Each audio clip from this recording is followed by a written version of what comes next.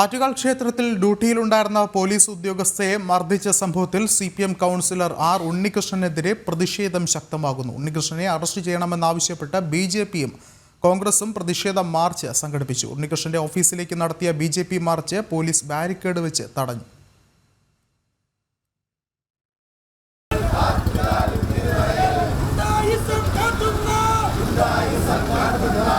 ആറ്റുകാൽ ആശുപത്രിക്ക് മുന്നിൽ നിന്നും CPM കൗൺസിലർ ഉണ്ണികൃഷ്ണന്റെ ഓഫീസിലേക്കാണ് മാർച്ച് സംഘടിപ്പിച്ചത്.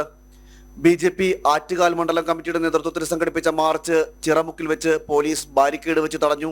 തുടർന്ന് പ്രവർത്തകരും പോലീസും തമ്മിൽ വാക്കേറ്റമുണ്ടായി.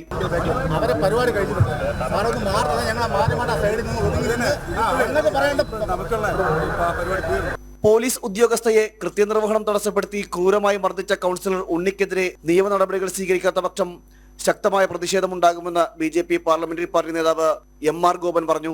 മാർച്ച് ഉദ്ഘാടനം ചെയ്ത് സംസാരിക്കുകയായിരുന്നു അദ്ദേഹം. 10ഓളം ആളുകളെ, പാർട്ടിയുടെ സഖാക്കളായിട്ടുള്ള ആളുകളെ, അനുഭാവമുള്ള വിശ്വാസമുള്ള പാർട്ടിക്കാരെ ആ ക്യൂവിൽ നിന്ന് വ്യതിചലിച്ച് 100 കണക്കിന് അമ്മമാർ വെയിലത്ത് ക്യൂ നിൽക്കുന്ന അവസരത്തിലാണ് ഉണ്ണികൃഷ്ണൻ സ്വന്തം പാർട്ടിയുടെ കുടുംബത്തിൽ നിന്ന ആളുകളെ തിരികെ കയറ്റി ക്യൂവിൽ നിന്ന് വ്യത്യസ്തമാക്കാൻ ശ്രമിച്ചപ്പോഴാണ് പോലീസ് അതിൽ ഇടപെട്ടത്.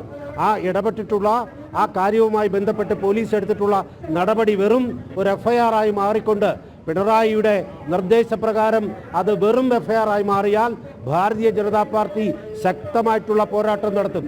ഉണ്ണിയുടെ രാജി ആവശ്യപ്പെട്ട് കോൺഗ്രസും പ്രതിഷേധം നടത്തി. കോൺഗ്രസ് ബ്ലോക്ക് കമ്മിറ്റിയുടെ നേതൃത്വത്തിലായിരുന്നു പ്രതിഷേധം.